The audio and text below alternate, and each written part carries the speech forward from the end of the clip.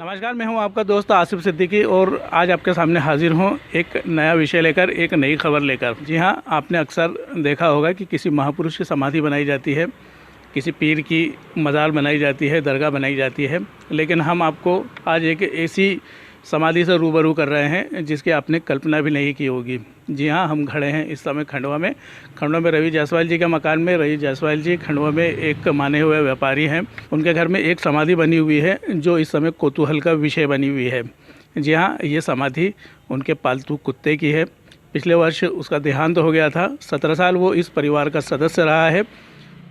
दोस्ती, प्रेम और समर्पण पर अब तक सैकड़ों फिल्में बनी हैं, लेकिन हकीकत में समर्पण का एक शानदार उदाहरण आपको खंडवा में देखने को मिलेगा। 17 साल तक एक परिवार का सदस्य बनकर रहा एक प्यारा सा वफादार कुत्ता जब इस दुनिया से रुखसत हुआ तो परिवार वाले उसका गम सह न सके। उसकी यादों को हमेशा अपने आप में संजोए रखने के लिए उन्होंने घर में ही उसकी संगमरमर की समाधि बना दी। इतना ही नहीं, अपने प्यारे कुत्ते के लिए उन्होंने 10वां और 13वीं जैसी रस्म भी अदा की। अस्थियों का विसर्जन प्रसिद्ध तीर्थ नगरी ओंकारेश्वर में मां नर्मदा में किया गया। पिछले साल अक्टूबर में शांत हुए इस कुत्ते की समाधि पर यह परिवार वाले आज भी अगरबत्ती, धूप और पुष्प अर्पित करते हैं। इतना ही नहीं, समाधि पर बैठकर घंटों उसकी याद को ताज़ा करने का प्रयास भी करते हैं। तो हमारे साथ आइए और जानते हैं क्या है ये पूरी कहानी। अपने पालतू कुत्ते की समाधि घर में बनाने वाले रवि जायसवाल जी से हम बात करते हैं कि उन्हें ये प्रेरणा कहाँ से मिली। जायसवाल जी, ये प्रेरणा आपको कहाँ से मिली? सर, प्रेरणा तो हमको हमारे घर से ही मिली, क्योंकि ये हमारे घर का एक सदस्य था और हम इसको कुत्ता नहीं मानते थे, घर का एक सदस्य मानते थे जिसका नाम टफ़ी था। अच्छा। और टफ़ी को हम अपने घर का 5वां सदस्य मानते थे, क्योंकि मेरी बिटिया एम्स हॉस्पिटल में डॉक्टर है भोपाल में, बेटा इंजीनियर है इंदौर में, मिसेस जो है वो एक शिक्षिका है और मैं यहाँ पर व्यापारी हूँ। तो हम लोग कोई भी चीज़, हमारा आना जाना जो भी था वो टफ़ी के साथ ही बीता है। और बच्चों के साथ तो बिल्कुल ये सब भाई बहन का एक रिश्ता जैसा हो गया था इसका। और जो 17 साल हमने इसके साथ बिताए हैं तो ये शुद्ध शाकाहारी आप इसको कह सकते हैं। और हम जो भी भोजन लेते थे, चाहे गाजर खा रहे हो तो इसको गाजर खिलाना पड़ता था, चने खा रहे हैं तो चने खिलाओ, आलू खाना है तो आलू खिलाओ।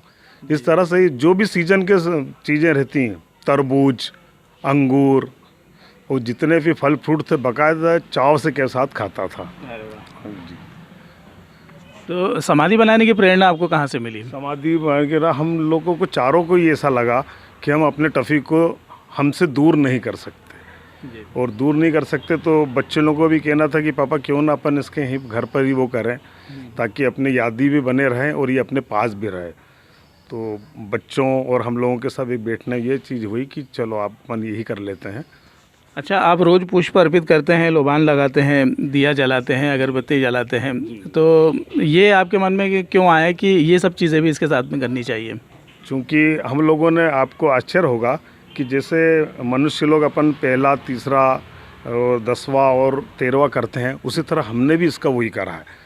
अच्छा। हमने पूरा इसका संस्कार, पूरा जो भी 13 दिन के जो होते हैं हमारी भारतीय पद्धति से, हिंदू धर्म के रीति रिवाज से, हमने वो चीज़ करा।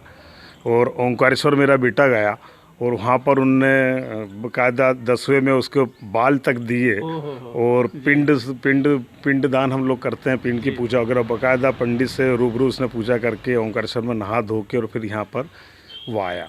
और इसकी अस्थि तो हमने यहाँ पर वो कर दी थी समाधि के स्वरूप में, मगर इसकी यहाँ की मिट्टी वो लेके गया था बच्चा, वहाँ उन्होंने ओंकारेश्वर में अर्पित करा।